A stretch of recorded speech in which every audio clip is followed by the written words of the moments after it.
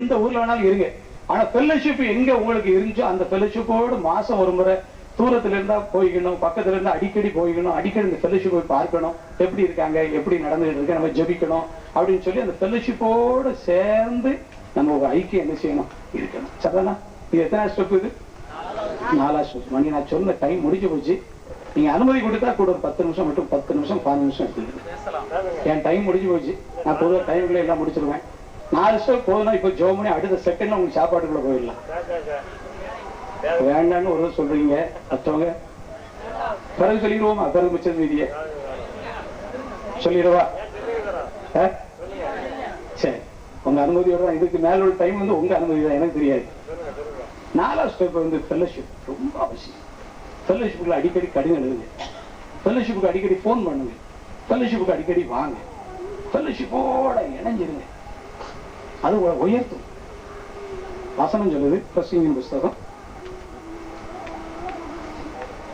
4வது அதிகாரம் 9வது வசனம் படியும். ஒண்டியா இருப்பதிலும் இருவர் கூடியிருப்பது நலம். இருவர் கூடியிருப்பது நலம், நல்லது. வேதத்துல நல்லதுன்னு போட்ட பிறகு இதுக்கு ஒரு மாற்று கருத்து கிடையவே கிடையாது. ஒண்டியா என்ன அர்த்தம்? தனிமையா. தனிமையா ஒருவர் இருப்பதை பார்க்கலும் ஒண்டியா இருப்பதிலும் இருவர் கூடியிருப்பது. 2 விசுவாசி சேர்ந்துட்டாங்கன்னா ஒருத்தர் ஜெபம் பண்ணி ஒருத்தர் தாங்கிக்கணும். ஒருத்தர் விழுந்தா இன்னொருத்தர் கை தூக்கி என்ன செய்யலாம், எடுத்து நிறுத்திக்கலாம். ஒண்டியா இருந்து விழுகிறவருக்கு அதனால எது அவசியம்? ஃபெல்லோஷிப் அவசியம். உங்களை ஆண்டவருக்குள்ள வழி நடத்தின, உங்களுடைய ஆவிக்குரிய கண்களை திறக்கிறதுக்கு உதவியா இருந்த ஊழியரையும் அந்த ஃபெல்லோஷிப்பையும் நீங்க ஒரு காலம் மறந்துடாதீங்க. அதை மறந்தால் யாரை மறக்கிறது ஒப்பு? ஆண்டவரையே மறக்கிறதுக்கு எல்லாம் உணவுல தான் வந்துட்டே இருக்கு. இப்படி நிறைய பேர் ஃபெல்லோஷிப்போட மறந்ததுனால வாழ்க்கையில பல விதமான வீழ்ச்சிக்குள்ள போயிருக்கிறாங்க.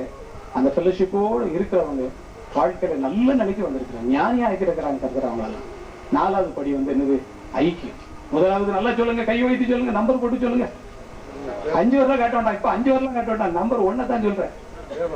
தனிமையான வேத தியானம், 2வது தனிமையான ஜெபம், 3வது சாட்சி, 4வது ஐக்கியம், ஃபெல்லோஷிப். கர்த்தருடைய பிள்ளைகளோடு கூட ஒரு ஐக்கியம் இருக்கு. சரிதானா? ஆண்டுடைய பிள்ளைகளோடு வேற ஐக்கியமே வேண்டாம்.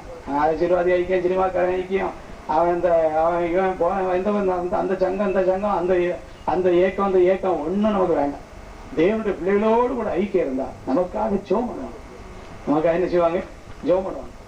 என்னை ஆண்டவர் கூட வழி நடத்துனது ஜேம்ஸ் 69. நாங்கள் வர்றதுக்கு முன்னாடி பேசினேன், பேசினேன். ஆனா நீங்க எப்படியா முகாமுக்கு வந்துடலாமா? தம்பி, என்னால் வர முடியாத சூழ்நிலை,